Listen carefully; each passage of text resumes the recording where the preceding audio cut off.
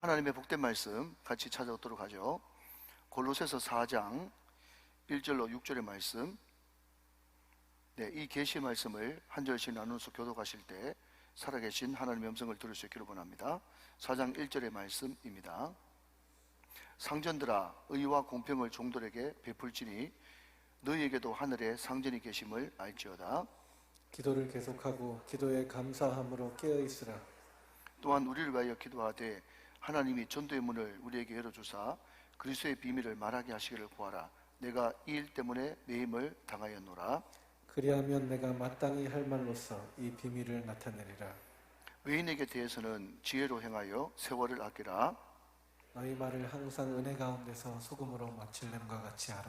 그리하면 각 사람에게 마땅히 대답할 것을 알리라. 아멘, 아멘. 자, 우리 오른주먹을 불끈 쥐고 한번 선포하면서 말씀 들을 준비를 합시다. 잘 됩니다. 잘 되고 있습니다. 잘 될 일만 남았습니다. 안 되는 것이 기적입니다. 한 번 더 시작.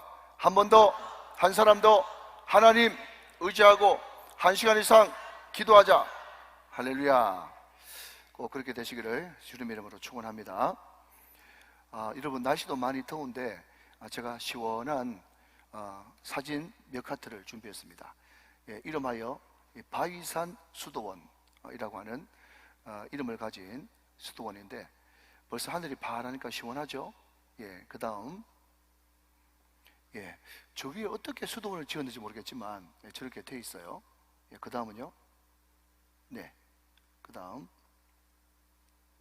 자, 여기까지 합시다. 이 바위산 수도원, 이게 그리스에 있는 것인데요. 이것을 그 지역 사람들은 메테오라 그렇게 이제 부릅니다. 메테오라가 무슨 뜻인가 하면요, 공중에 떠 있다, 이런 뜻을 가지고 있어요. 공중에 떠 있어요. 지금은 많은 관광객들이 이제 성지순례를 오기 때문에 물론 캐톨릭 신자들이 가겠지만요, 계단이 이렇게 가파르게 되어 있습니다. 그런데 원래는 저기 계단이 없었어요.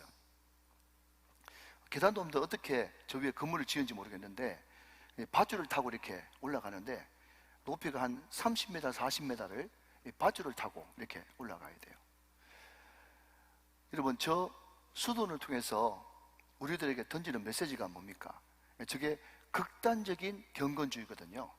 어떻게 하든지 내가 죄를 안 짓고 거룩하게 예수님 닮은 모습으로 살아보겠다라고 하는 그런 마음이 있었기 때문에 저 높은 산에서 일절 세상과 단절하고 하나님만 붙들고 매달리겠다, 그런 마음 때문에 저 꼭대기에 바위산 위에 수도원을 지은 것 아니겠습니까? 물론 여러분, 저기서 올라가는 것도 힘들지만 저기서 수도를 하고 기도를 하고 또 고행을 하면 얼마 기간 동안에는 늘 위의 것을 찾을 수 있겠죠? 그리고 항상 그 마음이 God 포스트, 하나님이 최우선이 될 수 있겠죠. 그리고 항상 예수님을 최고의 가치로 여길 수 있겠죠. 오늘 골로새서 주제인 God 포스트, 위의 것을 찾아라, 예수님이 최고의 가치다, 그것을 저 수도원에 가면 보기만 봐도 얼마든지 구현해낼 수 있을 것 같은 그런 생각이 들지 않습니까? 그럼에도 불구하고 저기서 계속 산다고 해가지고 그 사람이 천사가 될까요? 그 사람이 여러분 득도를 해가지고 완전 하늘에 맞닿아 있는 그런 사람이 되겠습니까? 물론 안 그런 사람보다 훨씬 낫겠지만 저기서 일정 기간 이 캐톨릭에서 이야기하는 피접, 저기서 수련하고 기도하고 경건생활을 보내고 또 영적으로 충전하고 이것에는 유익이 될지 모르겠습니다만은 저기서 평생 산다고 해도 절대로 죄 문제를 깔끔하게 해결할 수는 없는 것입니다. 그리고 저곳에서만 사는 것이 하나님의 뜻도 아닙니다. 왜냐하면 우리 예수님께서 분명히 산상수훈에서 무슨 말씀하시는가 하면 너희는 세상의 소금이고 세상의 빛이기 때문에 너희들이 은혜 받았으면 세상을 향해서 가라 가라, 세상을 향해, 세상을 향해서 가야 되는 것이지 저기 머물러 사는 것이 하나님의 뜻이 아니라는 거죠. 여러분, 제가 이 수도원 사진을 보여드리는 이유가 뭔가 하면요, 우리가 설교 말씀을 들을 때 예수님이 제일이어야 됩니다, 위의 것을 찾아야 됩니다, 또 예수님이 으뜸이십니다, 예수님이 최고의 우리의 가치십니다, 그러면요 굉장히 듣기 좋아요. 아멘이에요. 그러고 나서 뭔가 구체적인 것이 없이 그냥 집에 가십시오, 예배 마쳤습니다 그러면요, 목사님 말씀 들어서 은혜는 됐는데 위의 것을 찾아야지, 예수님이 가치가 돼야지, 갓버스가 돼야지, 하나님의 절대 주권을 인정해야지, 하나님의 주권을 인정하면서 살아야지, 그 말씀은 다 맞는데 그러면 도대체 위의 것을 찾는다는 것이 뭔지, 예수 가치로 산다는 것이 뭔지, 갓퍼스트라는 것은 도대체 어떻게 사는 삶이 갓퍼스트인지, 말씀은 다 맞는데 굉장히 황당하고 도대체 어떻게 살아야 될지 모른단 말이죠. 여러분, 그래서 사도 바울이 적은 이 바울 서신을 보면요, 중요한 말을 할 때마다 항상 뒤에는 따라 나오는 것이 적용입니다. 이렇게 사는 것이 위의 것을 찾는 삶이야, 이렇게 사는 것이 갓포스트의 삶이야, 이렇게 사는 것이 예수 믿는 자로서 고귀한 인생이야, 그것을 늘 적용시키고 가르쳐 주는 거란 말이죠. 그러니까 성경은요 굉장히 친절합니다. 그리고 여러분들이 말씀을 들을 때 말이죠, 이 말씀이 다른 사람에게 주시는 말씀, 공중에 붕 뜬 말씀, 뭔가 뜬구름 잡는 그런 말이 안 되기 위해서는요, 항상 여러분 가운데 어떤 습관을 들으시는 게 좋은가 하면 질문하는 습관을 들여야 됩니다. 어떤 습관이요? 질문하는 습관이요. 여러분이 말씀을 듣고 그 말씀을 듣고 아멘, 아멘 하고 끝날 것이 아니고, 하나님, 그렇다면 이 말씀을 어떻게 가정에서 적용시켜야 하나님께서 기뻐하는 인생이 되겠습니까? 내가 이 말씀을 들었는데 어떻게 하면 이 말씀을 내 일터와 직장 가운데 적용해야 하나님 앞에 영광과 기쁨이 되겠습니까? 하면서 질문을 던질 때 그 질문이 100만 불짜리 질문이 돼가지고 그렇게 살 수 있도록 삶에 적용이 되어진단 말이죠.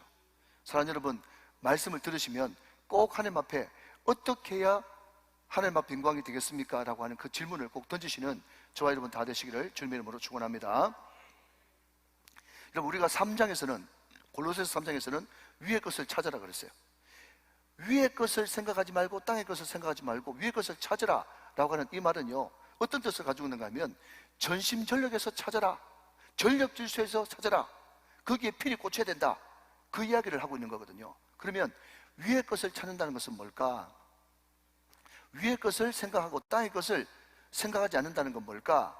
라고 했었을 때 1절, 오늘 보면 1절에서는 일부분에 대해서는 어떤가, 그리고 2절, 3절에서는 기도의 부분에서는 어떤가, 또 4절, 5절, 6절 말씀에는 전도에 대해서는 위의 것을 찾는다는 게 뭘까?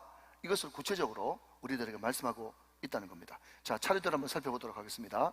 자, 여러분 1절 말씀을 같이 한번 보도록 그렇게 하시죠. 4장 1절의 말씀, 지난 시간에 살펴봤습니다만 잠깐 복습하고 넘어갑니다. 상전들아, 의와 공평을 종들에게 베풀지니 너희에게도 하늘에 상전이 계심을 알지어다 그랬습니다. 자, 여기에 등장하는 의와 공평이라고 하는 것은요, 하나님의 성품입니다. 하나님의 성품. 자, 의가 뭐냐? 자, 여러분 저를 한번 보실까요? 우리는 우리 힘으로 절대로 어렵게 될 수 있습니까? 우리 힘으로는 죽었다 깨어나도 어렵게 될 수 없습니다. 우리는 날 때부터 불의한 사람들이고 하나님과 원수되어 있는 죄인이에요. 그런데 하나님께서 일방적으로 우리에게 찾아오셨습니다. 우리 안에서는 의로운 것을 도무지 만들어낼 수 없기 때문에 로마서 3장 21절 말씀에 보니까 율법 외에 한 의가 나타났어요. 그분이 예수 그리스도신데 그분은 우리 안에서 오신 분이 아니고 바깥에서 오신 분이에요. 메시아 구세주죠. 왜 그렇죠? 우리 안에서는 의를 만들어낼 수 없기 때문에 유일한 의 되시는 예수님이 우리 가운데 오셔서 우리를 위해서 대속해 주시고, 그 대속주를 믿는 우리들에게 칭의, 의롭다고 칭해 주셔서 우리는 의롭게 되었습니다. 자, 여러분, 만약에 의 되시는 예수님이 우리를 받아들이지 않으셨다면, 우리를 용납하지 않았다면, 우리를 용서하지 않으셨다면, 우리를 의롭다고 칭해 주지 않았다면 우리는 죽었다 깨어나도 의롭게 될 수 있어요, 없어요? 없단 말입니다. 그러니까 진정한 의 되시는, 참 의 되시는, 참 빛 되시는 예수님이 우리를 용납하시고 받아들여 주심으로써 우리는 의로운 사람, 칭의, 의롭게 되었습니다. 믿으시면 아멘. 그러니까 상전들아, 너희가 종들에게, 이것을 현대어로 바꾸면 너희 상관들아, 너희 사장들아, 너희 고용인들아, 고용주들아, 너희들이 일하는 사람들을 대할 때에 주님이 우리를 용납하고 받아들여줬던 것처럼 너희들도 그 사람들을 받아줘야 된다. 그 사람들을 존중해줘야 된다. 그것이 상전들에게 주시는 명령이란 말이죠. 자, 또 하나, 여기 공평이라고 하는 단어가 나옵니다. 공평. 하나님은 모든 사람들이 구원을 받으며 모든 사람들이 하나님의 자녀가 되기를 원하십니다. 하나님께서는 믿는 자들에게만 비를 주시고 햇빛을 주신 것이 아니라 하나님은 악인과 의인, 의인과 악인, 악인과 선인에게도 동일하게 비를 주시고 햇빛을 주셨습니다. 하나님은 공평하신 분이십니다. 그러니까 여기에 등장하는 의와 공평은요, 하나님의 성품이에요. 하나님의 성품이 의와 공평이듯 너희들이 정말 예수를 믿는 사장이라면, 예수를 믿는 고용주라면 모든 직원들을 대할 때 하나님의 성품인 의, 받아들임, 공평, 말 그대로 공평을 모든 사람들에게 너희가 베풀면서 기업을 경영해야 된다. 왜 그런 줄 아니? 네가 최고의 상관이 아니고 상전이 아니고 네 위에도 상전이 계셔. 자, 여러분, 네 위에도 상전이 계셔라고 하는 이 말을 바꿔 말하면요, 신약 성경의 황금률입니다. 황금률. 자, 성경 찾아봅시다. 예, 마태복음 7장 12절의 말씀을 같이 한번 보겠습니다. 마태복음 7장 12절의 말씀. 자, 황금률이죠. 자, 앞을 보시면서 저와 같이 한번 읽어보세요. 시작. 그러므로 무엇이든지 남에게 대접을 받고자 하는 대로 너희도 남을 대접하라. 이것이 율법이요 선지자다. 좀 띄워놓으시고요. 율법, 선지자, 이 말이 무슨 말인가 하면 구약, 이런 뜻이에요. 자, 한 번만 복습해 볼까요? 자, 구약 이꼴, 시작.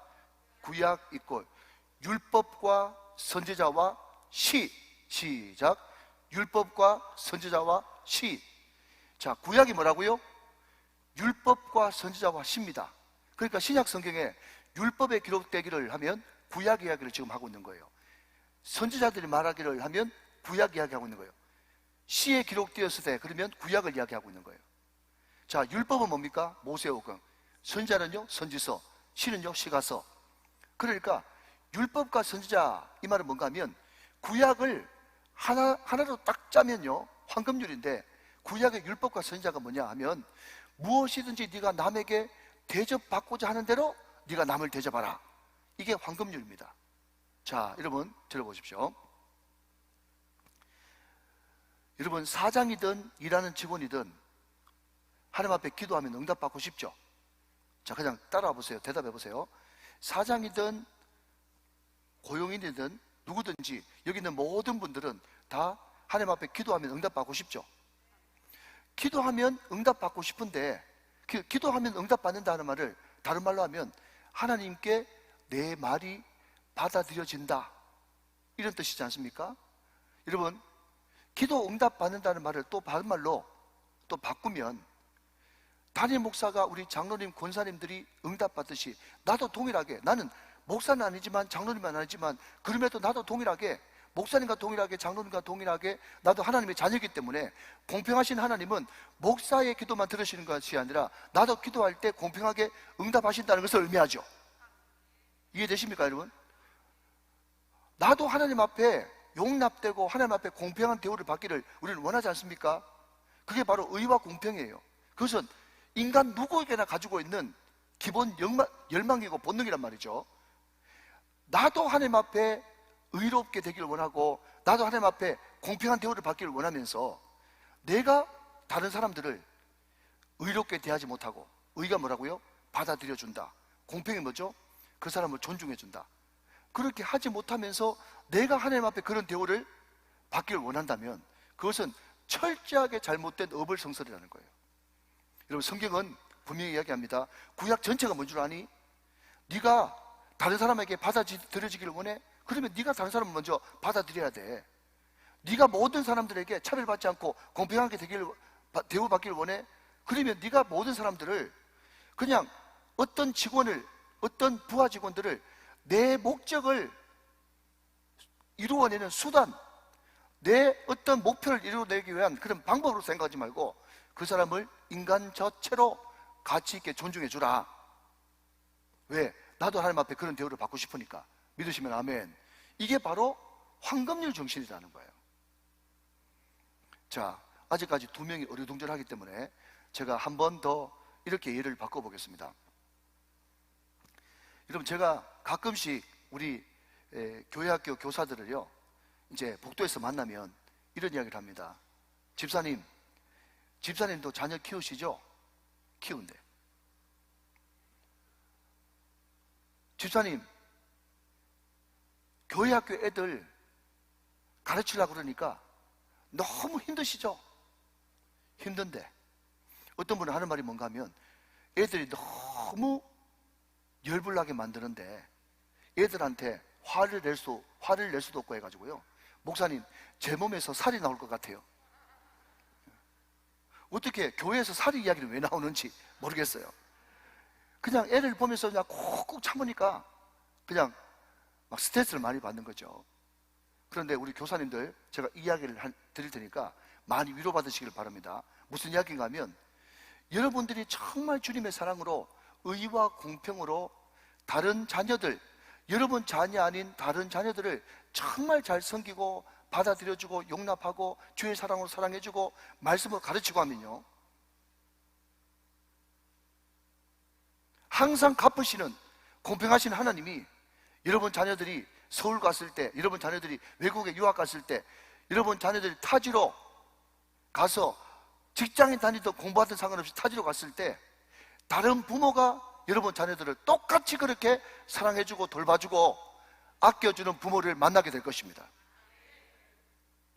여러분, 바로 지금 이 말을 지금 하고 있는 거예요. 여러분, 이제 이해가 좀 되십니까?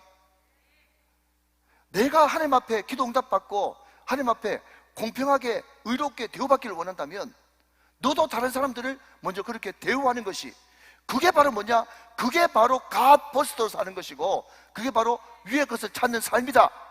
정확하게 여러분, 사도 바울은 적용해주고 있는 거예요. 그냥 위의 것을 찾아라, 예수님의 가치로 살아라, 갓버스터로 살아라, 그러면 무슨 말인지 알 것 같긴 한데 뜬구름 잡는 소리 같잖아요. 근데 여러분, 그런 뜬구름 잡는 소리 가지고는요 절대로 삶이 변하지 않습니다. 적용은 구체적으로 돼야 되는 거예요. 나에게 주시는 적용은 무엇입니까? 여러분, 그래서 오늘 설교도 수백 명의 사람들이 듣고 있고 인터넷까지 다 합치면 수천 명의 사람이 들을지도 모르겠는데 어떻게 이 한 말씀 가지고 모든 개인이 다 적용할 수 있겠습니까? 그러니까 여러분, 이 말씀을 들으면 이 원칙적인 말씀이 선포되어질 때 여러분은 뭘 하라? 질문을 던져라. 하나님, 오늘 목사님을 통해서 귀한 말씀을 들었는데 하나님, 이 말씀을 내 가정에 어떻게 적용시킬까요? 내 아내에게, 내 남편에게, 우리 자녀들에게 어떻게 적용시킬까요? 질문을 던질 때 하나님께서 각자 성령을 통해서 적용시키고 그 적용이 나로 하여금 삶을 변화시키는 능력이 된다는 것입니다. 믿으시면 아멘 하시기 바랍니다. 자, 우리 1터에서 바로 의와 공평으로 모든 사람을 대하는 것, 이것이 위의 것을 찾는 삶이다. 이것이 4장 1절의 말씀이고요. 자, 이어서 2절 말씀을 같이 한번 계속 보도록 하겠습니다. 2절 말씀, 기도를 계속하고 기도의 감사함으로 깨어 있으라 그랬습니다. 자, 위의 것을 찾는 것에 이 기도의 영역에 대해서는 세 가지를 이야기하고 있습니다. 자, 손가락을 한번 내보실래요? 자, 금요일이니까 그냥 편안하게 우리가 커뮤니케이션 하면서 말씀을 들어봅시다. 자, 기도를 어떻게 해야 하나님께서 기뻐하시는 위의 것을 찾는 기도가 되냐? 첫 번째는 계속, 따라하십시오. 계속, 감사, 깨어있으라. 이게 하나님을 기쁘시게 하고 위의 것을 찾는 세 가지의 기도 패턴이에요. 자, 계속 기도를 하라라고 하는, 여러분, 그 기도 말이죠. 이 계속이라고 하는 이 단어를 이 헬라 원문에서 찾아보니까 어떤 뜻을 가지고 있는가 하면요, 모든 영역에서, 모든 영역에, 이런 뜻입니다. 또 하나, 여기에 계속하란 말은 말 그대로 기도를 멈추지 말고 계속 구석에 붙들고 기도하라, 그런 의미를 가지고 있는 것입니다. 자, 예를 들면 이런 겁니다. 우리가 잘 아는 히스기야라고 하는 위대한 왕이 있습니다. 히스기야의 별명은 제2의 다윗이에요. 그런데 이 히스기야 왕이 여러분, 어떤 역사를 우리는 알고 있습니까? 아수르의 사내립이 쳐들어왔는데 그때 꼼짝없이 남유다가 쫄딱 망하게 생기고 멸망일보 직전이 되었어요. 그때 이 히스기야가 아수르 왕 사내립이 위협하는 그 편지를 들고 성전으로 곧바로 달려가 가지고 하나님, 이 나라 이 민족이 이 상태가 됐습니다 하면서 하나님 앞에 그 편지를 내보이면서 통곡하면서 울었죠. 금식하면서. 그때 하나님께서 그 히스기야의 기도, 그 엄청난 나라를 구하는 기도를 들으시고 하나님께서 그 아수르 군대 가운데 한 영을 보내셔가지고 하루아침에 18만 5천 명이 산 송장이, 죽은 송장이 돼버리는 그런 놀라운 역사를 우리가 성경을 통해서 보지 않습니까? 또 하나, 하나님께서 이사야를 통해 가지고 히스기야에게 뭐라고 이야기합니까? 너는 죽고 살지 못하리라. 인생 끝났다. 너 병으로 죽을 거다. 그렇게 이야기했단 말이죠. 그 이야기를 듣고 히스기야가 시름시름 앓다가 그냥 낙담하고 낙심해가 죽었더라. 그렇게 이야기하지 않고 성경은 면벽기도라고 하죠. 하나님, 이사야 선지자를 통해서 내가 죽는다고 하는데 하나님 제 생명을 연장시켜 주십시오 하면서 정말 목숨을 드는 그 기도를 했었을 때 하나님께서 15년 연장시켜주는 그런 놀라운 역사를 일으켰죠. 여러분, 히스기야가 29년 동안 제위를 했는데 말이죠. 그 29년 동안 14년은 앞이고 15년은 연장된 왕입니다. 그러니까 얼마나 능력 있는 기도의 사람입니까? 그런데 문제는 뭔가 하면 그 히스기야가 점점 왕성해가지고 다윗 시대 때처럼 솔로몬 시대 때처럼 나라가 부강하고 모든 사람들이 히스기야의 명성을 알아주기 시작할 때부터 이 히스기야의 마음 가운데 교만함이 올라왔죠. 그때는 아주 미약하고 신생국가였던 바벨론의 사신들이 그 히스기야의 명성을 듣고 찾아왔었을 때 히스기야가 뭐 이제 저 아무것도 아닌 저 바벨론 그냥 내가 좀 기 좀 죽일까 하면서 히스기야의 내탕고, 말하자면 왕궁의 창고를 다 개방해가지고 처음부터 끝까지 A부터 Z까지 싹 다 보여주는 거예요. 그때 여러분 이사야가 갑자기 나타나서 뭐라고 얘기합니까? 왕이여, 도대체 어디까지 보여줬습니까? 싹 다 보여줬습니다. 그 이야기를 듣고 왕이 지금 하는 일이 망령된 일이라고 하면서 왕의 아이들이, 왕의 자녀들이, 왕의 후손들이 앞으로 황간으로 끌려가고 바빌론의 내시로 끌려가가지고 비참한 상태가 될 것입니다. 나라는 얼마 가지 못해서 망할 겁니다 라고 했었을 때 히스기야가 이게 웬일입니까? 옛날에 그 히스기야는 어디 가고 하는 말이 뭔가 하면 내 때에 별 탈 없으면 괜찮지, 하나님은 선하시니까 하나님의 뜻대로 될지어다, 그렇게 이야기하면서 자기 때 전혀 지장 없다고 앞으로 어떻게 되든 내 할 바 아니고 우리 후손들이 우리 자손들이 알아서 하겠지, 그러면서 그냥 이사야의 말을 흘려들었단 말이죠. 그리고 죽었습니다. 여러분, 제가 왜 이야기를 다 아는 이야기를 여러분 스토리로 계속 이야기하는 겁니까? 여러분, 위의 것을 찾는 기도는요 어떤 기도라고요? 전심전력하는 기도입니다. 여러분, 어떤 기도라고요? 전력 질주하는 기도예요. 그렇기 때문에 히스기야의 기도는 그냥 18만 5천 명 죽은 송장이 되어지고 15년 연장시키는 것으로서 끝나는 것이 아니고 강성해지고 모든 사람들이 존경하고 승리했을 때 그때도 기도를 멈춰서는 안 되는 거예요. 사랑하는 여러분, 히스기야가 거기서 기도를 멈췄기 때문에 히스기야 인생이 용두사미 인생이 되어버린 것입니다. 오늘 하나님께서는 우리에게 정말 위의 것을 찾는 믿음의 사람이 되길 원합니다. 그렇게 되기 위해서는 우리가 어떤 기도를 드려야 된다고요? 계속 끊이지 않는 기도를 드리는 것이 하나님께서 기뻐하시는 기도라는 것입니다. 사랑하는 여러분, 기도를 계속하고 멈추지 말게 되시기를 주님의 이름으로 축원합니다. 축복합니다. 자, 한 걸음 더 나가서 이 하나님께서 기뻐하시는 그 기도는 어떤 기도인가 하면요, 이 2절 말씀 보면 기도를 계속하고 기도에 감사함으로 그랬습니다. 감사함으로. 기도를 계속하는 것 이상으로 중요한 것은 감사의 기도죠. 제가 어느 책을 보니까 많은 직업을 가지고 있는 사람들 가운데 제일 어려운 직업이 뭐냐라고 했었을 때 정신지체장애를 돌보는 사람들, 그리고 치매 환자들을 돌보는 간병인들, 이분들이 3D 업종 중에서도 3D 업종이래요. 그냥 비유는, 예화는 한 곳에 초점이 있으니까 그냥 한번 들어보십시오. 그냥 이 세상에서 가장 어려운 직업이 정신지체 돌보는 직업이다, 또 치매 환자 돌보는 직업이다. 그러니까 어디서 불쑥 나와가지고 이 직업이 더 어려운데요 그러면요 설교 못합니다. 예, 그러면 그런 줄 아세요. 근데 왜 당신이 그 직업이 가장 어려운 직업이라고 생각합니까? 그렇게 물어봤더니요, 정신지체나 치매나 이분들은 아무리 그 사람들을 위해서 공을 들이고 잘해줘도 감사할 줄 모른다는 거예요. 뭔가 반응이 있어야 되는데, 내가 감사하다는 말을 꼭 들어서가 문제가 아니고 뭔가 에너지를 쏟고 뭔가 힘을 가했으면, 뭔가 정성을 들였으면 반응이 있어야 되는데, 정신지체 장애들은요 감사할 줄 모릅니다. 치매 노인들은 감사할 줄 몰라요. 그러니까 점점 소위 말해서 벽에다 대고 이야기하는 그 작업을 언제까지 할 수 있을지 할 수가 없는 거예요.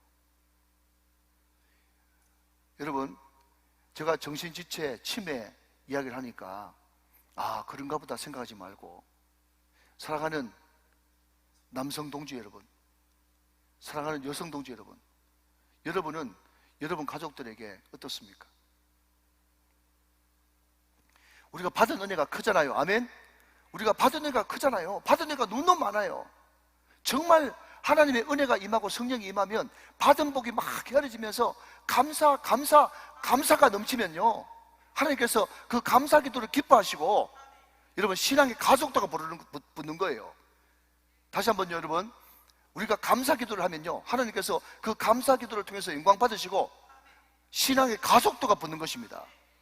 그런데 우리는 그렇게 많은 것을 받았으면서도 감사하지 못하면 그 사람이 바로 뭔가 하면 영적 정신지체고 영적 치매 환자예요. 사랑하는 여러분, 우리가 찬양할 때, 기도할 때 우리가 뭔가 하나님 앞에 청구서 요구하듯이 첫 번째 기도 제목, 두 번째 기도 제목, 세 번째 기도 제목, 물론 기도 제목이 구체적인 것은 참 좋아요. 그러나 그럼에도 불구하고 하나님 앞에 감사하는 것 전혀 없이 하나님 첫 번째 기도 제목입니다, 두 번째 기도 제목입니다, 세 번째 기도 제목입니다. 그런데 몇십 년 동안 계속 똑같은 기도 제목이라 하나님이 그 똑같은 기도 제목 청구서 1번, 2번, 3번, 4번을 내놓을 때 하나님이 뭐라고 그러시겠어요? 내가 전당포냐? 맡겨놨냐? 그렇게 이야기하실 거 아니겠어요? 물론 그것도 안 하는 것보다 훨씬 낫겠지만, 그러나 그럼에도 불구하고 하나님께서 기뻐하시는 기도는 감사의 기도란 말이죠. 그래서 위의 것을 찾는 기도의 내용은 뭔가 하면요, 첫 번째는 계속 기도하는 것이고 두 번째는 감사가 있는 기도다 하는 것입니다. 성경 말씀 그대로요. 성경 말씀 그대로. 자, 그런데 이 세 번째 깨어있으라 그렇게 이야기했는데, 이 깨어있으라가 참 해석하기가 쉽지 않아요. 그래서 제가 이 주소 찾아보고 또 저 책도 찾아보고 있는데 그냥 성경대로 한번 풀어보도록 그렇게 하겠습니다. 자, 성경 어디를 보시는가 하면요, 마태복음 26장을 같이 한번 보겠습니다. 38절 말씀을 같이 한번 보시죠. 마태복음 26장 38절의 말씀. 이에 말씀하시되 내 마음이 매우 고민하여 죽게 되었으니 너희는 여기 머물며 나와 함께 깨어 있으라 하시고 그랬습니다. 자, 여러분, 이 말씀은 배경이 뭐예요? 예수님이 겟세마네 동산에서 땀방울이 핏방울이 되기까지 근심하면서 쥐어짜는 그런 기도를 하는 겁니다. 그때 조금 떨어진 그곳에서 제자들이 그 겟세마네 동산까지 따라오기는 했는데 그럼에도 불구하고 계속 졸고 있었죠. 세 번째까지 가서 날 위해서 좀 깨어있으라, 날 위해서 좀 깨어있으라 라고 한 다음에 세 번째는 편안히 쉬라고 그랬어요. 물론 제자들이 사역에 바빠서 또 사역에 고대해서 피곤해서 좋은 것도 있겠지만 그럼에도 불구하고 저는 한번 생각해 보는 거예요. 스스로 그냥 질문 던지면 또 답이 좋은 게 나오니까. 그러면 뻔한 질문이라도 한번 던져보는 거예요. 어떤 질문을 던지는가 하면 정말 피곤만 했을까? 이런 질문을 한번 던져봅시다. 정말 제자들이 피곤만 했을까? 여러분, 여기서 한 5분 정도 못 든 분이 계시기 때문에 제가 재밌으니까 또 이제 좋으시는 분은 없지만, 제가 한번 에피소드를 이야기하죠. 제가 오래전에 그 대전에 이제 그 장례식을 갔어요. 근데 공교롭게도 이제 장례식을 갔다가 그 다음 아침 일찍 이제 제가 집례하는 그런 천국 환송 예배를 아침 일찍 드려야 돼가지고, 이 대전에 있는 큰 교회 제가 이제 수양관에 방을 2개 얻어가지고, 저하고 같이 있었던 목사님하고 한 방 쓰고 우리 권사님도 한 방 쓰고 해가지고 2방을 얻었어요. 근데 그 낮에 대전에서 이름만 되면 유명한 커피집에 가서 제가 차 한 잔을 대접하는 바람에 그 권사님들이, 그 사장님이 절대로 이 커피 마시면 잠 안 오는 거 그런 거 없고 잠도 잘 잔다 그래가지고 커피를 3-4잔씩 다 마셨단 말이죠. 그런데 다시는 잠이 와야지. 저는 평생 살면서 정말 한숨도 안 잔 건 그때 처음이에요. 그리고 보통 한 3-4시까지 버티면 1시간이라도 이게 잠에서 자지 않습니까? 한숨도 못 잤어요. 그래서 이제 장례식을 잘 이렇게 집례를 하고 이제 대전에서 그 차를 타고 오는데 휴게소에서 아침을 먹어야 될 것 아닙니까? 아침을 먹으니까 그때부터 본격적으로 졸리기 시작하는 거예요.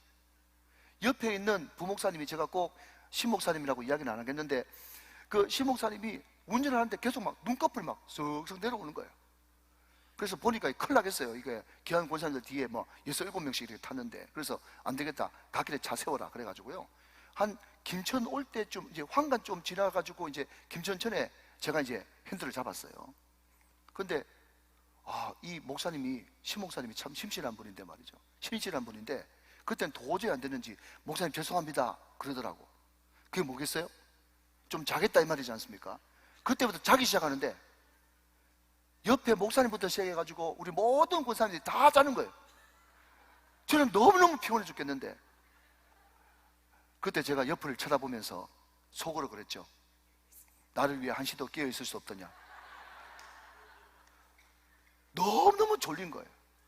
자, 여러분, 나를 위해 한시라도 깨어 있을 수 없더냐라고 하는 그 말의 의미가 뭐겠어요? 나는 지금 이렇게 죽게 됐는데 너희들은 내 마음 모르지. 난 이렇고 괴롭고 슬픈데 너희들은 내 마음 모르지. 넌 내 마음 모르지. 저는 그렇게 받아들였어요. 그러니까 제자들이 피곤해서 좋은 것도 있지만 제자들이 좋은 진짜 이유는 예수님 앞에 앞으로 어떤 일이 닥칠지 모르고 예수님이 지금 얼마나 괴로운 줄 모르니까 예수님 마음하고 엇박자를 오는 거예요. 여러분, 저는 이 마태복음 26장 38절 말씀을 보면서 깨어있는 기도가 뭐냐라고 했을 때, 여러분, 옛날에 그 탤런트 하지원 씨가 나오는 다모? 여러분 다 TV 안 보시죠? 네, 저도 잘 몰라요. 그런데 그 유명한 대사가 있잖아요. 너도 아프니 나도 아프다. 그런 유명한 그 대사가 있어요. 너도 아프니 나도 아프다. 이게 뭐예요? 이신전심이잖아요. 그러니까 여러분, 깨어있는 기도가 뭔가 하면요, 절대로 예수님과 엇박자 놀지 않고 예수님이 아프시면 나도 아프고 예수님이 기쁘시면 나도 기쁜, 이게 같이 동행하는 이 감정이 깨어있는 그런 기도인 거죠. 자, 여러분 한번 보십시오. 뭐 많은 예가 있지만 가룟 유다를 한번 살펴보십시다. 가룟 유다를 한번 보세요. 지금 마리아가 자기의 전 재산과 같은 향료값을 끼워가지고 예수님의 머리에 붓고 너무 감격스러워가지고 자기 머리털을, 생명과 같은 자기 머리털을 가지고 예수님의 발을 지금 닦고 있습니다.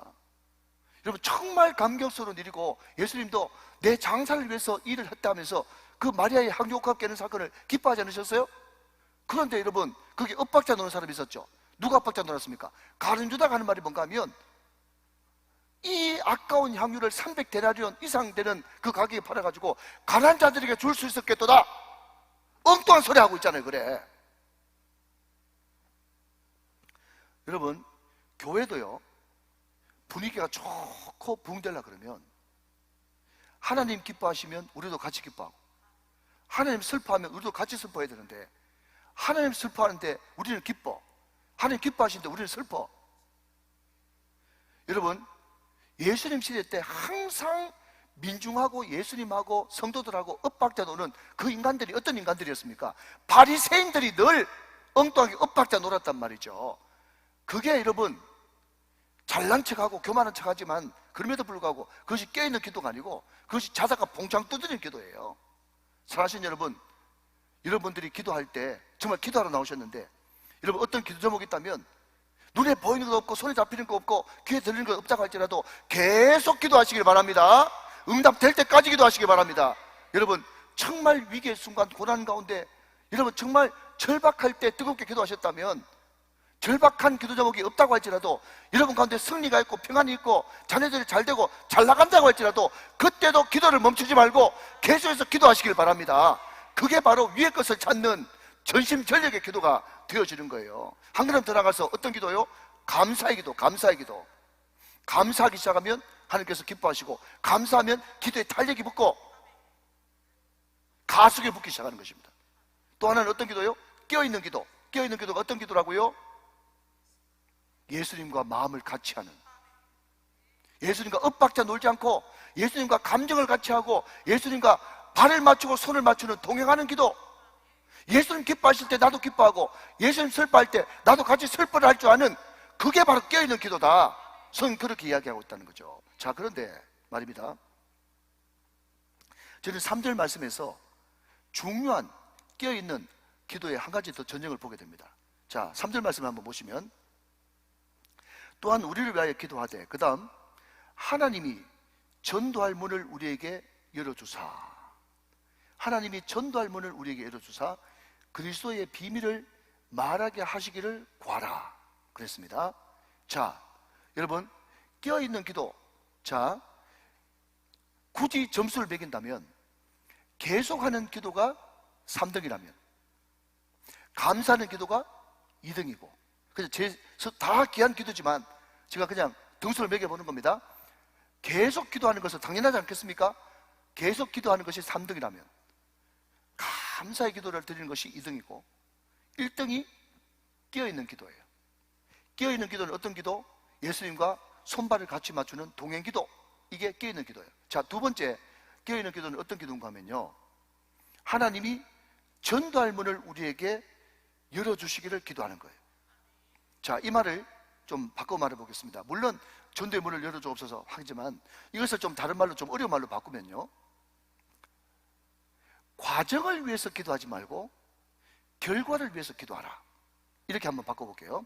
자, 다시 한번요, 과정을 위해서 기도하지 말고 결과를 위해서 기도하라. 자, 이렇게 들으시고 저를 한번 보십시오. 여러분, 우리는 기도할 때도 좀 지혜가 있어야 됩니다. 무슨 말인가 하면 우리가 늘 새벽마다 자주 하는 기도가 뭡니까? 하나님, 물질의 문을 열어주옵소서, 건강의 문을 열어주시옵소서, 나의 앞길을 열어주옵소서, 진급의 문을 열어주옵소서, 그렇게 기도하죠. 자, 여러분 잘 들으세요. 중요합니다. 물질의 문을 열어주옵소서, 건강의 문을 열어주옵소서, 진급의 문을 열어주옵소서, 너무너무 좋은 기도예요. 그런데 이렇게 한번 더 물어버리면요, 말문이 좀 막힐걸요. 그거 열어주면 뭐 할 건데? 그러면요, 고마 대답할게 공하단 말이죠.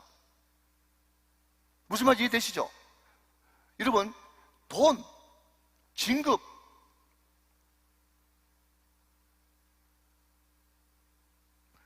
진로, 이 모든 것들은 다 수단이고 과정이지 결과가 아닙니다.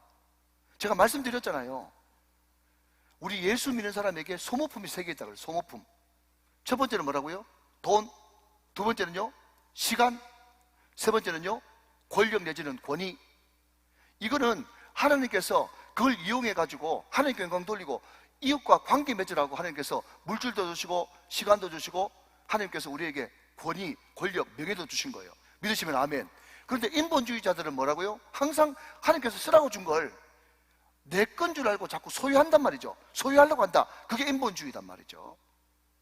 불의한 재물로 친구를 사귀라. 이 말은 뭔가 하면 돈 써라. 돈 쓰라는 거예요. 어디에 돈 쓸까요? 관계 맺는 데 돈을 쓰라. 관계 맺어가 뭘 할까요?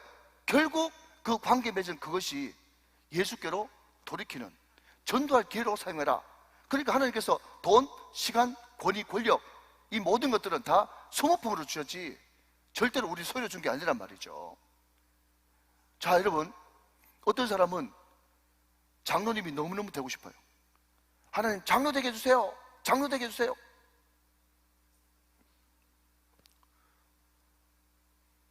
아무 목적 없이 장로님 돼가지고 교회 어지럽히는 사람 많이 보셨죠? So what? 그래서 어떻게 하려고 하는데? 그 전부 다 중간에 과정이고 수단이지 목표가 아니에요. 자, 여러분, 여기서 시간 많이 끌고 싶지 않습니다. 자, 그런데 제가 뭐라고 말씀드렸는가 하면 과정을 위해서 기도하지 말고 결과를 위해서 기도하라고 그랬죠. 결과를 위해서 기도하는 게 뭡니까? 전도의 문을 열어주시옵소서. 하나님 어떻게 하든지 하나님의 기쁨이 되기를 원합니다. 전도의 문을 열어주시옵소서. 나를 통하여 전도의 문을 열게 하시고 그리스도의 비밀을 가르쳐 줄 수 있도록 말할 수 있는 길을 허락하여 주옵소서. 전도의 길을 달라고 기도하면 전도를 위해서 뭐가 필요합니까? 물질도 필요하죠. 할렐루야. 전도를 위해서 뭐가 필요합니까? 명예도 필요하죠. 전도를 위해서 축복도 필요하죠. 잘 돼야 되겠죠. 자녀 학교도 열어야 되겠죠. 할렐루야.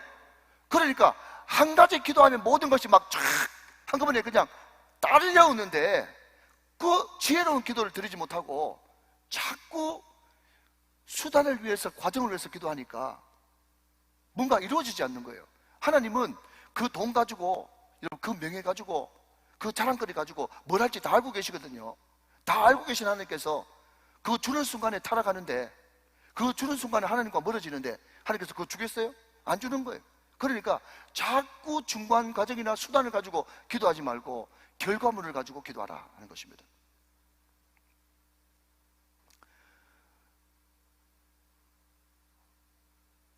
여러분, 오늘 우리가 보고 있는 이 골로새서는요, 에베소서, 빌립보서, 빌레몬서와 더불어 옥중서신입니다.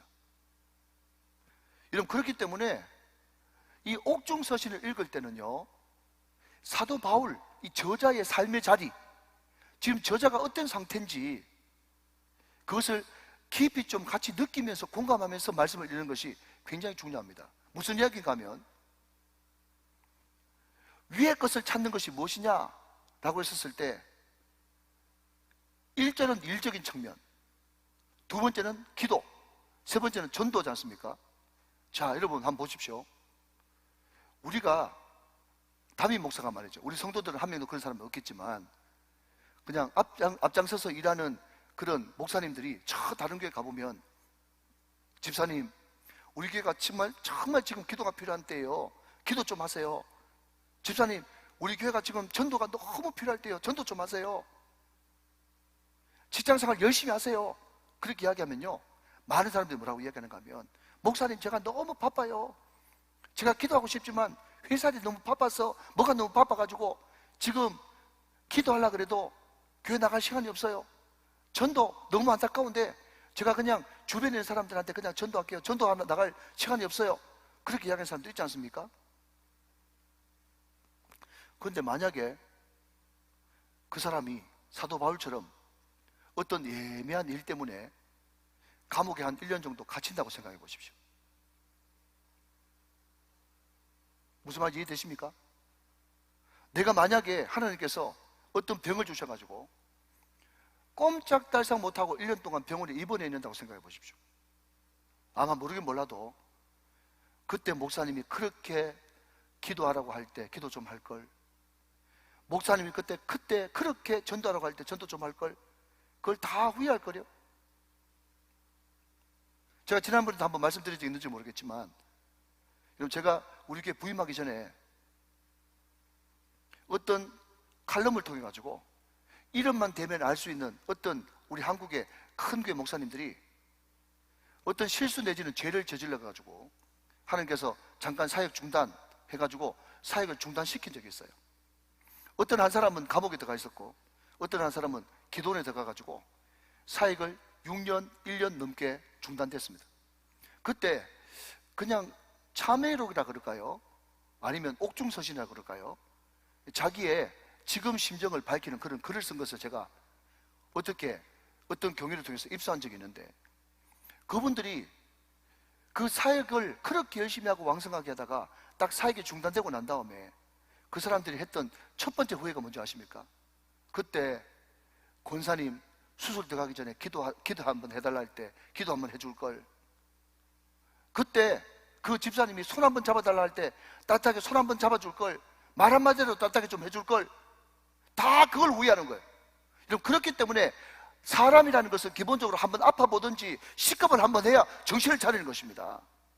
사랑하신 여러분, 우리 인생이 70이요 강건하면 80입니다 80 넘어서 기도하고 80 넘어서 전도하고 80 넘어가지고 다른 사람들을 받아들이고 존중해주고 그렇게 하기가 쉽지 않아요. 여러분, 제가 지금 펄펄 뛰는 지금 이 목회 전성기를 맞이하고 있지만 이 목회 전성기도 20년 넘게 가지 않습니다. 그 교회 담임 목사가 부임해가지고 20년 열심히 일하면 잘한 것입니다. 여러분, 20년이 뭐라고요? 기쁘다 구주 오셨네 20번 부르면 은퇴해야 된다니까요. 그러니까 나한테 주어진 시간이 너무 짧아요. 근데 중요한 것은요, 잘 들으십시오. 세계적인 전도자 장모라고 하는 그 목사님이 늘 했던 말이 뭔가 하면, 우리 예수 믿는 사람들이 늘 바라는 것은 생명의 멸류관, 의의 멸류관, 영광의 멸류관이지만 그 천국에서 받았을 의의 멸류관, 생명의 멸류관, 영광의 멸류관이 도대체 언제 결정되냐 말이죠. 그 멸류관은 우리가 사역하는 그 기간이 많으면 30년, 짧으면 10년도 안 되는 그 짧은 기간에 이 땅에서 우리가 어떻게 하나님 앞에 충성하고 시간을 낭비하지 않고, 여기 세월을 아끼라 그랬는데 이 세월을 아끼라라고 하는 이 말을 헬라 원어로 바꾸면 기회를 선용하라 이런 뜻으로 바꿀 수 있는데, 기회를 놓치지 않고 정말 하나님 계속 기도하게 없어서, 감사하면서 기도하게 없어서, 뛰어서 기도하게 해 주옵소서, 전도의 문을 열어주시옵소서, 때를 어떤지 못 어떤지 복음 전하게 해주십시오. 그런 열정을 가지고 주님 앞에 움직이는 20, 30년의 그 짧은 세월, 기쁘다 구주 오셨네 20번만 부르면 끝날 그 20년, 30년, 그때 내가 어떻게 주님 앞에 충성하고 헌신하는가에 따라서 생명의 멸류관, 의의 멸류관, 영광의 멸류관이 천국에서 영원토록 결정되어 버린다는 사실을 명심하면서, 사랑하신 여러분, 이 땅에 있을 때, 기회가 되었을 때 그 기회를 아름답게 선용하게 되시기를 주님의 이름으로 축원합니다. 여러분, 부흥사 목사님들이 늘 이야기하듯이 눈 좋을 때 성경 보고, 기운 있을 때 기도하고, 힘 있을 때 충성하는 거예요. 이왕 할 것 같으면 잘하고, 누구 할 것 같으면 내가 하고, 내가 할 것 같으면 끝내주게 하란 말이죠. 믿으시면 아멘 하시기 바랍니다. 그 기회를 놓치면 안 돼요.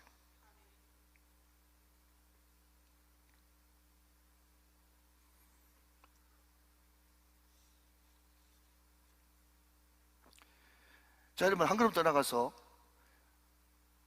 3절 말씀을 보시면 또 중요한 말씀이 나옵니다. 또한 우리를 위하여 기도하되 그랬습니다. 자, 또한 우리를 위하여 기도하되. 자, 여기 나오는 우리가 누구죠? 바울을 비롯한 사도들입니다. 사도들. 우리는 흔히 생각할 때 기도는 누가 해주는 것으로 생각하죠? 사도들이 성도들에게 해주는 것으로 생각합니다. 그런데 사도 바울은 뭐라고 이야기하고 있는가 하면, 골로새 교회 성도들아, 너희들이 나를 위해서 기도 좀 해주라, 그렇게 이야기하고 있어요. 여러분, 그래서 이 짧은 한 구절을 통해서 우리는 기도가 뭐냐고 물으신다면, 기도란 영혼과 영혼이 서로 교제를 나누는 것이 기도인 거예요. 하나님 앞에 모든 영혼들이 다 한마음으로 의탁하는 것이 기도인 것입니다. 가정예배가 아름다울로 그러면 아들, 딸이 아빠, 엄마를 위해서 기도할 때, 하나님, 우리 아버지 영혼을 지켜주세요. 우리 아버지가 항상 겸손하게 하나님 잘 섬길 수 있도록 은혜를 주세요. 그렇게 기도하는 것이 너무너무 중요한 기도입니다.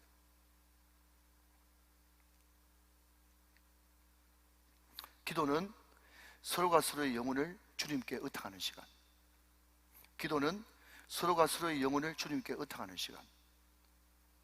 자녀는 부모를 위해서, 부모는 자녀를 위해서, 목사는 성도를 위해서, 성도는 목사를 위해서, 목자는 목원들을 위해서, 목원들은 목자를 위해서, 또 학생은 교사를 위해서, 교사는 학생을 위해서, 서로 주님 앞에, 목사라고 해서 완성된 사람이 아니니까 서로가 서로를 주님께 의탁하면서 맡기면서 하나 되는 시간, 그 시간이 기도 시간인 것이죠.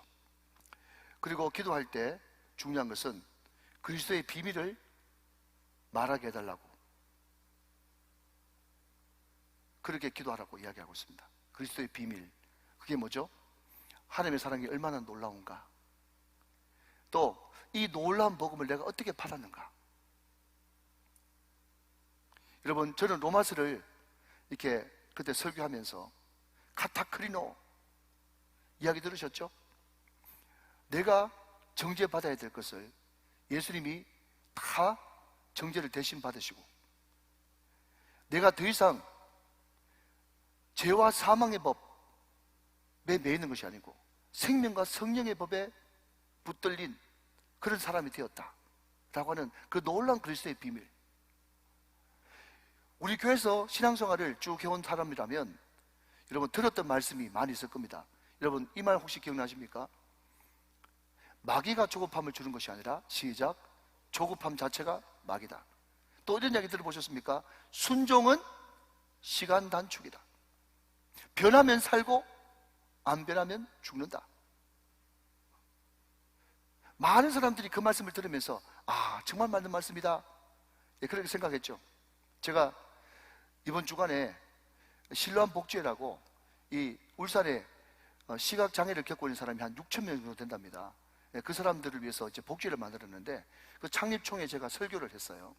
근데 거기에 많은 장애인 단체, 이제 단체장들이 왔는데 어떤 사업하시는 분들이 자기가 인간적인 박애 정신을 가지고 이제 후원 회장을 하는데 그 사람은 예수 안 믿는 사람이에요. 그런데 제가 히브리서 3장 14절 말씀 가지고 설교를 했거든요. 우리가 시작할 때에 확신하는 것을 끝까지 견고히 잡고 있으면 그리스도와 함께 참여한 자가 되리라. 그 설교를 하면서 회장님, 그리고 오늘 창립총회에 참석하신 모든 분들, 하나님께서 기뻐하시는 하나님의 동역자는 누군지 아십니까? 시작과 끝이 한결같은 사람입니다. 견고한 사람이 되어야 됩니다. 그리고 확실한 예수 그리스도를 믿고 받아들이는 사람이 되어야 됩니다. 그러면서 우리 교회에서는 한 10번도 더 듣던 말씀, 그 말씀을 제가 전했어요. 그런데 거기에 예수 안 믿는 장애인 단체 회장님이신데 사업을 크게 하시는 분이신가 봐요. 그래서 축사로 나왔는데 말이죠, 이 사람이 제가 설교를 한 20여 번 정도 했는데 제 설교를 그대로 리바이벌 하면서 큰 감동을 받았다고 그런 이야기를 하더라고요. 무슨 이야기 하는 것입니까, 여러분? 여러분들이 가지고 있는 그 그리스도의 비밀이 이미 크다는 것입니다. 그 비밀, 그것을 하찮은 것을 생각하지 말고 작은 것을 생각하지 말고 그것을 필요하는 사람이 여러분 주변에 너무너무 많으니까 여러분들이 그냥 인간적으로 가서 전하지 말고 반드시 뭘 하라고요? 하나님, 전도의 문을 열어주시옵소서. 전도의 문을 열어주시옵소서. 전도의 문을 주님께서 열어주시기를 먼저 기도하고 난 뒤에 여러분이 알고 있는 조그만 지식이라고 할지라도 그것을 증거할 때 전도는 하나님께서 하시는 것입니다. 사랑하는 여러분, 여러분들이 평소 때 들어서 은혜 받았던 말씀을 쭉 기록해가지고요, 언제든지 그 비밀을 알고자 하는 사람에게 그 비밀을 증거할 수 있는 그 말씀이 준비가 되어야 된다는 것이죠. 오늘 여러분, 저와 여러분들이 그리스도의 비밀을 말하게 하시기를 기도할 수 있는 복된 심령들이 다 되시기를 주님의 이름으로 축복합니다. 자, 5절을 한번 보십시다. 5절. 외인에게 대해서는 그랬습니다. 외인이 누군가 하면요, 예수 안 믿는 불신자들입니다. 자, 전도에 대해서 지금 하늘의 것을 찾고 있는 거, 위의 것을 찾는 거예요. 자, 외인에 대해서는 굉장히 중요한 말이 다음에 나옵니다. 지혜로 행하여. 자, 그게 밑줄 한번 그어보시죠. 지혜로 행하여 세월을 아끼라 그랬습니다. 자, 여러분 저를 한번 보십시오. 제가 풀어드립니다. 예수 안 믿는 사람을 내가 만났어요. 그죠? 그러면 우리가 예수 안 믿는 사람이 옆에 앉아있고 나하고 이렇게 시간을 좀 많이 보낼 때 머릿속에 이제 전도해야 된다는 그런 생각이 있으니까 계속 머릿속에 맴도는 생각은 뭡니까? 내가 어떻게 지혜롭게 이야기하고 지혜롭게 설득해가지고 이 사람을 예수 믿게 만들고 복음 전할까? 이 생각이 들잖아요. 그죠? 지혜롭게 말하고 지혜 있게 설득할까? 그것을 생각한단 말이죠. 자, 그런데 여러분 다시 성경 5절 한번 보세요. 자, 오늘 5절 성경 말씀 보니까 외인들에게 대하여는, 예수 안 믿는 사람들에 대하여는 지혜롭게 생각하라고 그랬어요? 아니면 지혜로 행하라고 그랬어요? 지혜로 행하라 그랬어요. 지혜로 행하라. 성경대로 하셔야 됩니다. 아멘. 무슨 말인가 하면 예수 안 믿는 사람들에게는요, 말이 문제가 아니고 설득이 문제가 아니고 먼저 하나님께서 주시는 그 지혜로 올바른 행동을 보여주는 것이 중요하단 말이죠. 지혜로운 행동을 통해서 뭐가 형성됩니까? 신뢰관계가 구축되어지는 거예요. 신뢰관계가 구축되어지면 그 다음 세월을 아끼라 그랬죠. 여러분 제 성경에는 세월을 아끼라, 그 세월 앞에 번호가 있어요. 제 성경에는 5자로 되어 있는데, 자 여러분 그 세월을 아끼라, 그래서 각주를 달아놨는데 그 각주에 쭉 보니까 세월을 아끼라, 그것을 뭐라고 되어 있어요? 기회를 사라 되어 있잖아요. 신뢰를 구축해 가지고 복음을 전할 수 있는 기회를 사는 거예요. 자, 그러면 우리가 불신자들 전도를 할 때 말이 먼저요, 행동이 먼저요? 행동이 먼저라는 것을 성경 분명히 제시하고 있단 말이죠. 여러분 그 사람이 교회는 다니는데 입만 열었다 하면 예수인데 행동은 자기하고 전혀 다를 바가 없고 자기보다 훨씬 더 못해. 그러면 그 사람 행동을 보면서 누가 예수를 믿겠냔 말이죠. 그러니까 오늘 성경은 분명하게 외인에 대하여는 지혜로 행하여 세월을 아끼라, 그렇게 이야기하고 있단 말이죠. 성경은 명확합니다. 정확합니다. 자, 마지막 6절을 봅시다. 6절. 너희 말을 항상 은혜 가운데 소금으로 맛을 냄과 같이 하라. 그리하면 각 사람에게 마땅히 대답할 것을 알리라. 그랬습니다. 자, 들어보십시오. 어떤 사람은 하나만 알고 둘은 모른다고, 말만 가지고 전도할 수 있냐? 행동이 있어야지. 그렇게 이야기합니다. 분명히 지혜로 행하라고 그랬어요. 자, 지난번에도 한번 설문조사를 해봤는데 오늘도 설문조사 한번 해봅시다. 내가 교회를 나오게 된 계기가 내 옆에 있는 어떤 사람이든지 날 전도한 사람이 너무 행실이 예수님 닮고 너무 인격이 흠모돼가지고 그 사람 행동 보고 교회 나오신 분 손 들어보세요. 날 전도한 친구가 너무 행동이 발라가지고 행동 보고 교회 나오신 분, 이렇게 없나요? 저 뒤에 목사님 손 들라고 그랬더니 머리 만지네. 한 명도 없네. 자, 그러면 여러분 두 번째, 오늘 질문은 2번밖에 없기 때문에 두 번째 다 손 드셔야 돼요. 제 설교를 돕기 위해서.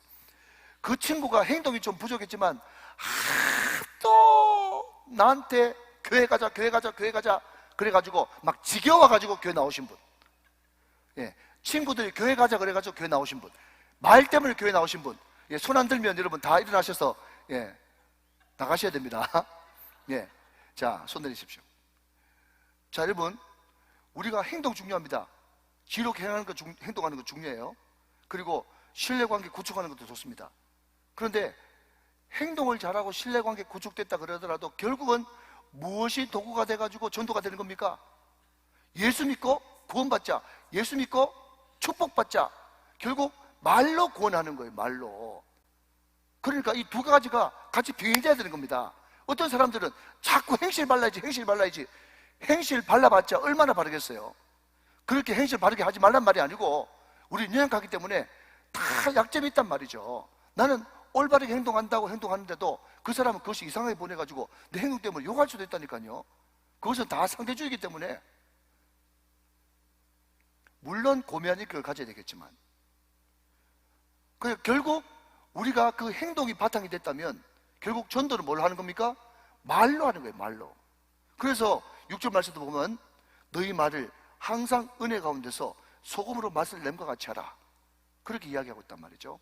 말을 굉장히 중요하게 이야기하는 겁니다. 자, 항상이라고 하는 단어에 동그라미를 치시고, 자, 말을 할 때는 어떻게 해야 됩니까? 은혜로운 말 해야 됩니다. 자, 저를 보시고요. 말을 할 때는 항상 어떻게 됩니까? 했더니 긍정적인 말, 그게 인본주의야. 말을 할 때는 긍정적인 말이지만은 더 맞는 말은 은혜로운 말을 해야 됩니다. 항상 어딜 가든지 은혜로운 말을 해야 된다. 은혜로운 말. 항상. 그런데 은혜로운 말인데 은혜로운 말이 어떤 말이냐라고 할 때 소금으로 맛을 냄과 같이 하라. 아, 소금 같은 말이 보니까 은혜로운 말이네. 자, 여러분, 레위기에 보면 어떤 음식이나 물건에 대해서 구별됐다, 거룩하다라는 것을 표시할 때 소금 뿌리는 것이 레위기에 등장합니다. 소금은 거룩이요. 또 소금은 언제 뿌립니까? 부패를 막기 위해서 소금 뿌리죠. 세 번째 소금은 언제 뿌립니까? 맛을 내기 위해서 소금 뿌리죠. 그러니까 소금의 의미가 뭐냐 할 때 세 가지인데, 첫 번째는 거룩이고, 두 번째는 부패 방지요, 세 번째는 맛을 내기 위해서 뿌린단 말이죠. 그러니까 항상 은혜로운 말을 하는데 그 은혜로운 말이 뭡니까 할 때 소금 치듯 맛을 내라, 그게 은혜로운 말이다. 그러면 은혜로운 말이 어떤 말인가 하면 항상 거룩이 묻어있는 말, 항상 죽은 것을 살리는 말, 그게 은혜로운 말이에요. 그리고 항상 말을 할 때 맛깔스러운 말을 해야 되는 거죠. 여기도 보니까 여러분들이 건강 생각해가지고 저염식 하시네. 저염식, 그죠? 예, 소금이 잘 안 들어가 있는 저염식이죠. 개인적인 집안 이야기를 해서 죄송합니다만은 제 집 사람이 저를 무척 생각합니다. 무척 생각해가지고 제가 음식을 먹을 때마다 당신이 교회에 정말 중요한 위치를 차지하고 있는 담임 목사인데 당신이 쓰러져 버리면 어떡하냐? 당신 건강을 위해서도 저염식을 해야 된다고. 그래가지고 음식을 싱겁게 해주려고 노력을 많이 해요. 그때마다 저는 외칩니다. 저는 종갓집 종손으로 태어나가지고 어릴 때 할아버지하고 같이 시골에서 자라면서 우리 할머니가 상 차릴 때 항상 조선간장을 중간에 딱 놓고 그때부터 음식을 차렸다. 저는 어릴 때부터 짠맛에 익숙해져 있다. 담임 목사가 설교를 잘하려고 그러면 음식을 맛있게 먹어야 되기 때문에 나는 소금을 쳐야 된다. 그러면서 이제 저염식과 이제 하여튼 그 시기 대립이 많이 돼요.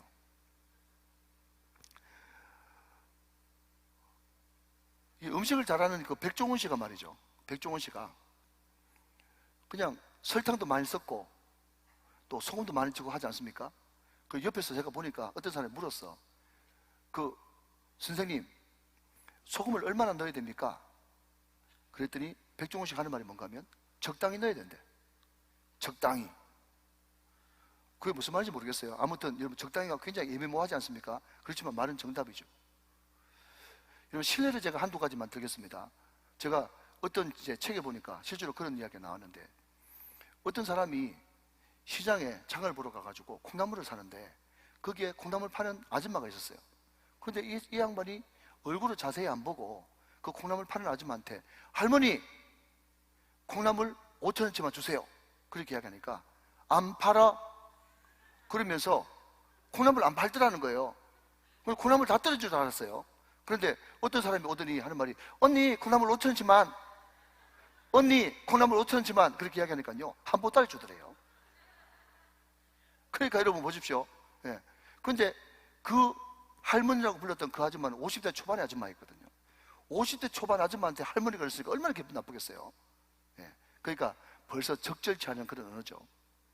그리고 어떤 사람은요 심통이 나가지고 자기 동창집에 놀러 갔는데 그게 돈을 어떻게 버는지 모르겠지만 가구가 너무 좋더래요. 가구도 좋고 막 이제 집안에 이제 물건들이 막 너무 좋은 것들을 막 들여놨는데 친구들이 야, 너 어떻게 돈 벌었니? 너무 부럽다 부럽다 하는데요, 거기에 교회 다니는 사람이 가는데 그 사람은 아직 거듭나지 못했는가 봐. 그 가구 이제 사가지고 이제 새집 집들이 하는 그 집에 가가지고 야, 너도 예수 믿으면서 이런 가구는 말하고 들여놓니? 마지막 때 다 불탈 건데. 마지막에 불탄대. 자, 여러분, 마지막에 불탄다는 그 말이 성경적으로 맞는 말이에요, 틀린 말이요? 맞는 말이죠.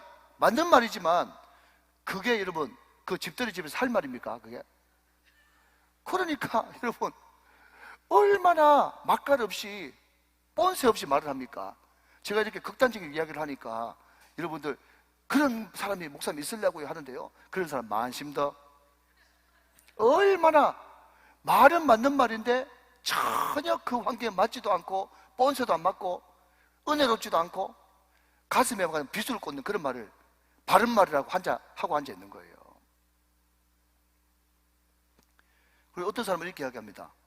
목사님, 저는 성격이 아살해가지고 한번 하고 싶은 말 다 하고 그 다음에는 그 뒤에는 뒤끝이 없습니다. 그렇게 이야기합니다. 여러분 잘 들으십시오. 하고 싶은 말 다 하는 사람이 누군지 아십니까? 권력자입니다. 독재자. 하고 싶은 말 다 하는 사람은 권력자고 독재자예요. 사랑하는 사람끼리는요, 절대로 상처받는 말, 마지막 말은 안 하는 게 정답입니다. 어떤 사람이 지혜로운 사람이냐?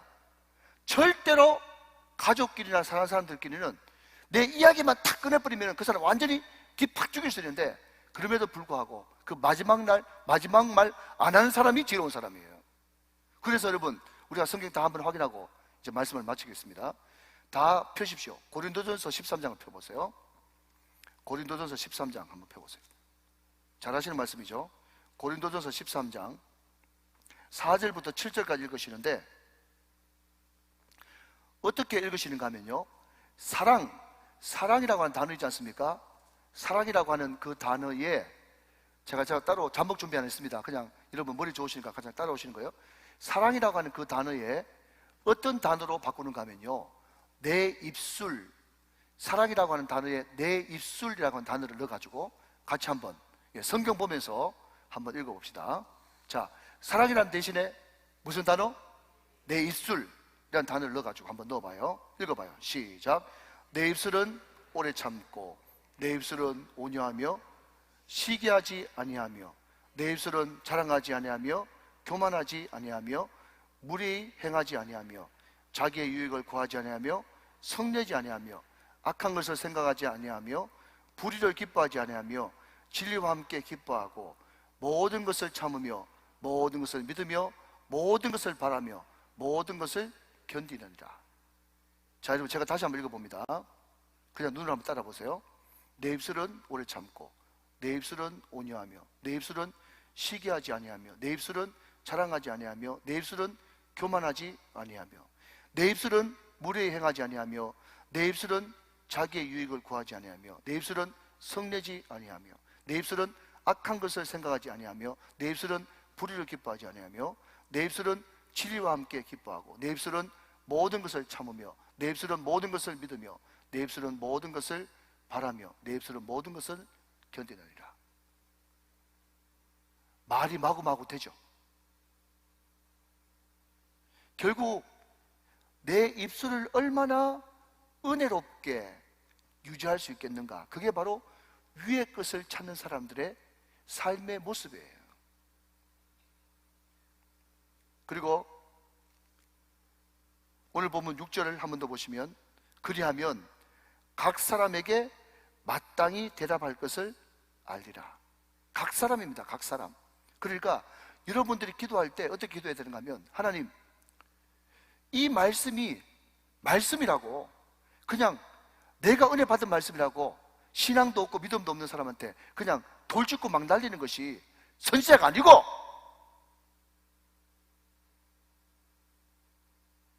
하나님, 내가 이 사람에게 말씀으로 고민할 때 마음문을 열어주셔서 이 사람에게 꼭 필요한 말씀이 꼭 필요한 때에 증거될 수 있도록 은혜를 베풀어 주십시오. 그렇게 기도하면서 각 사람에게 은혜로운 말, 정말 살리고 맛을 내고 거룩하게 만드는 그 말을 할 수 있는 사람이 어떤 사람이라고요? 위의 것을 찾는 갓포스트의 삶을 사는 사람이란 말이죠. 오늘 이 말씀이 여러분 가운데 큰 은혜가 되시기를 주 예수 그리스도의 이름으로 축원합니다. 축복합니다. 축원합니다. 아멘.